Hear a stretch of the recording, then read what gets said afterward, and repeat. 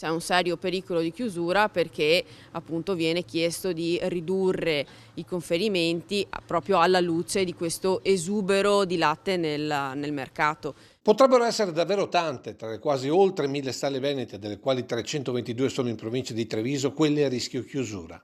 L'allarme è scattato quando la Granarolo, la cooperativa di raccolta e lavorazione più grande d'Italia, con gli auguri per il nuovo anno ha annunciato ai suoi soci l'esubero di scorte e valori di acquisto del latte fuori quota da 53 a 27 centesimi al litro. L'abbiamo presa in maniera estremamente preoccupata e appunto siamo in difficoltà perché la comunicazione dice che l'esubero di latte che c'è nel mercato ha portato a una diminuzione del prezzo stesso del latte e a dover garantire e diminuire il quantitativo di latte da conferire alla società cooperativa.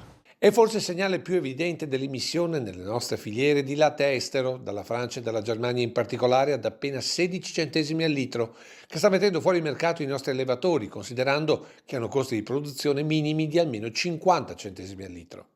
Il risultato è che il latte rimane nelle vasche, soldi alle stalle non ne arrivano e se va avanti così chi arriverà invece sarà l'ufficiale giudiziario. Quelle che vorrebbero chiudere non possono chiudere perché sono quelle che hanno investito e se chiudono com'è che fanno a pagare i debiti che hanno fatto? Per qualcuno l'immissione di latte a prezzo stracciato dall'estero potrebbe essere addirittura una mossa finanziaria per uccidere la produzione interna, se non per eccellenza come Grana Padano o Asiago, per poi prendersi il resto del mercato fatto di formaggi molli e mozzarelle. Per altri, più semplicemente, l'ennesima mossa affaristica di alcuni trasformatori e della grande distribuzione, gli unici a guadagnarci in una filiera così destabilizzata.